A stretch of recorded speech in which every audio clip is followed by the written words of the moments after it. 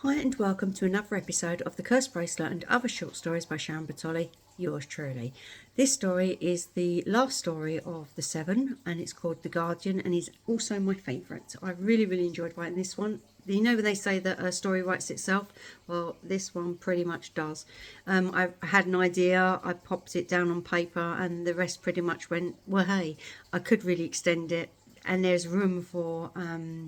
to really extend the story and possibly make sequels as well. So this is quite a fabulous story.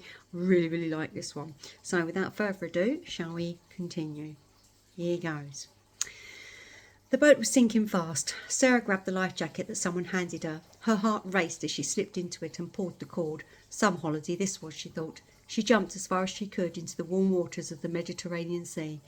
In the distance was an island that seemed so close. She headed towards it. People were shouting her name, but she could barely hear them over the lapping of waves. They will catch me up, she thought, as she struck out with a strong front crawl. After an hour of swimming, Sarah was tired and no closer to the island. She looked back to see if anyone was with her, but she couldn't see anyone. She was alone and tired and fell into an exhausted sleep. Floating in the afternoon sun, her weightless body swept along with the waves, pulling and pushing her towards the shore, where she landed on a soft sandy beach, still fast asleep, oblivious to the world around her. Sarah was a teenager, nearly 17, and considered herself an adult and a bit of a rebel. She refused to listen to anyone, and it is this that normally landed her in all kinds of trouble, or adventures as she liked to call them. She slowly woke up to a cool evening breeze, with the rustle of leaves around her and the lapping of waves against the shore. She looked up to a myriad of stars that she didn't recognise. She pulled her phone from her life jacket pocket, but no signal. The time just flashed up on the display, 9 o'clock. Well, at least she was on solid ground, she thought. Time to find people and get some food and a cosy bed for the night. Now, where were those houses? She got up and looked around. She was on a beautiful beach. Not a villa, house, nor hut in sight. There was no lights except a bright moon and thousands of twinkling stars. There was no sound of human activity, just the soft croaking of frogs and the odd buzz from some insect that she didn't recognise. She started to walk along the beach looking for civilization. Cold, hungry and thirsty, Sarah sat down on a broken tree.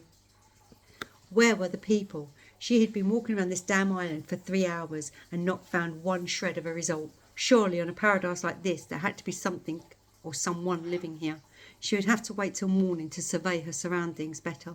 Shipwrecked, hungry and thirsty and alone, Sarah slipped into a restless sleep. I do apologise for the parrot. He suddenly decided that he has a voice and he's going to use it. So I'm not even going to start to try and make him stop because he won't. You just have to deal with it, I'm afraid. Back to the book. She woke to the sun streaming on her face and a light easterly wind. She stretched her long legs, dipping her feet into the soft sand as she reached for the sky with her arms. She let out a loud yawn, taking in the fresh morning air. Time to find out where she was. She jumped up and looked around. She could see tall trees. They looked like palm trees, although something was a bit different about them. She couldn't quite place it, what it was, so dismissed it and started to walk amongst them. The landscape started to change, giving way to tall grasses of purples, deep blues and shades of black. Well, she thought, I am in a tropical country, so it figures there would be weird plants. She carried on walking amongst them. She could hear trickling water a little way in front of her. Water, she thought, and quickened her pace. She came across a large dark pool. She rushed forward and plunged her hands into the cool liquid. Closing her eyes, she pulled her cupped hands up to her face. An odd smell assaulted her nose as she opened her eyes in surprise and noticed that the water was bright yellow, the colour of sunflowers.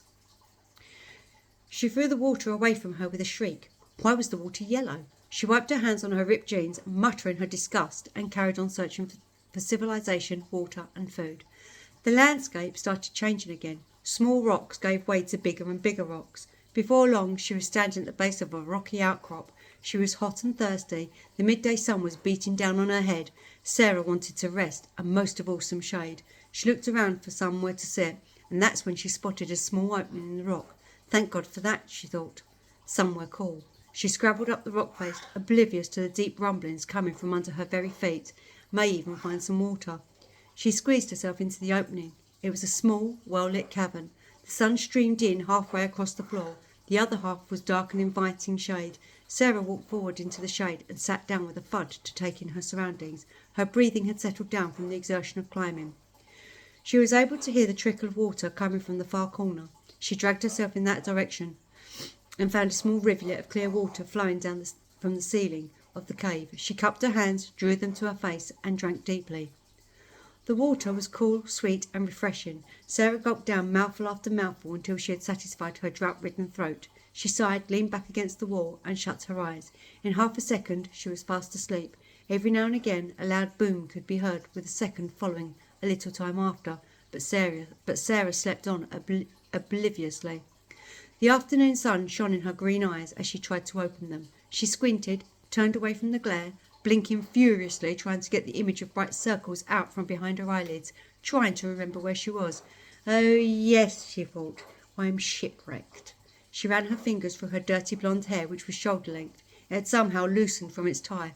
I don't suppose I'll find a comb. She reached for the water again and took a few mouthfuls before cupping her hands once more and splashing the cool water over her face.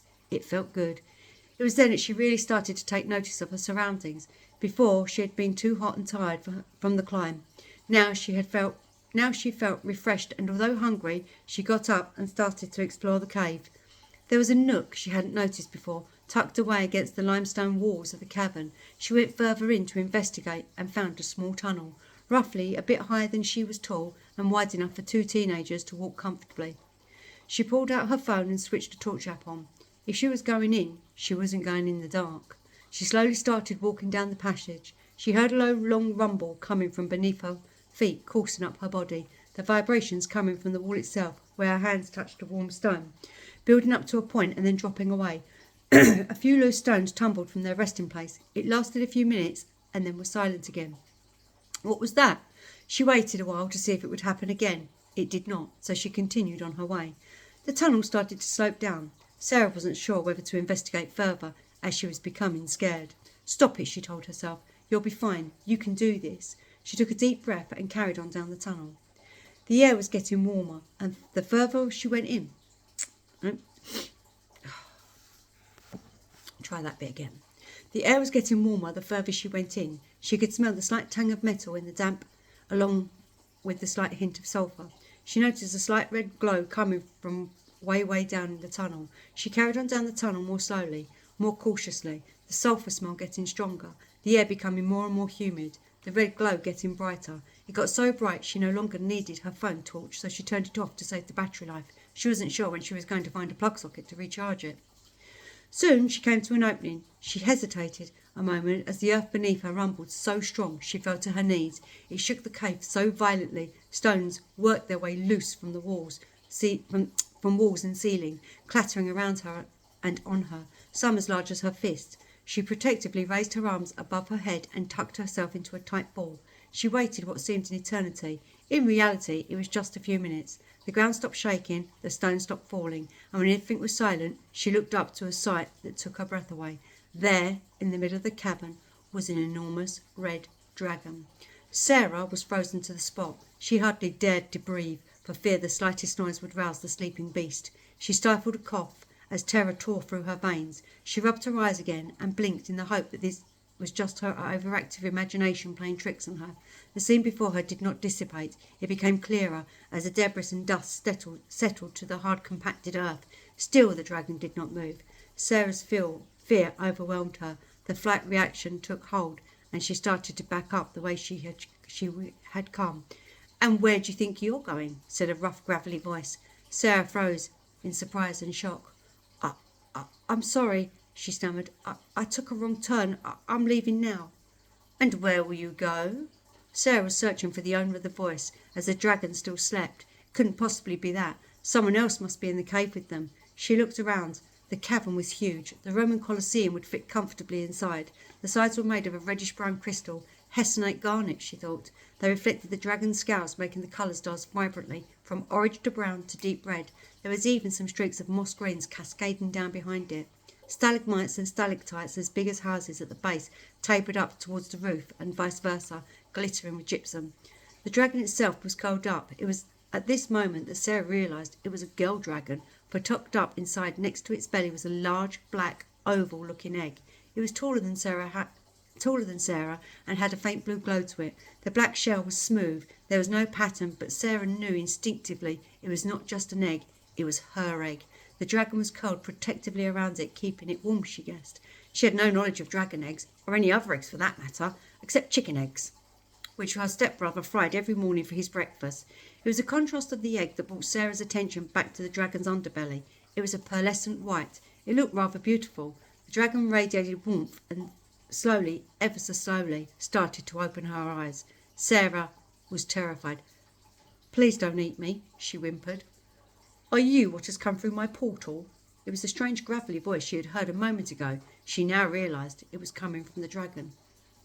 I don't know what you mean. I didn't come through any portal. I'm going. I'm sorry. I disturbed you." She made a rush towards the opening, only to find that Miss Dragon had squished her tower out with a resounding smack and now blocked the only way out.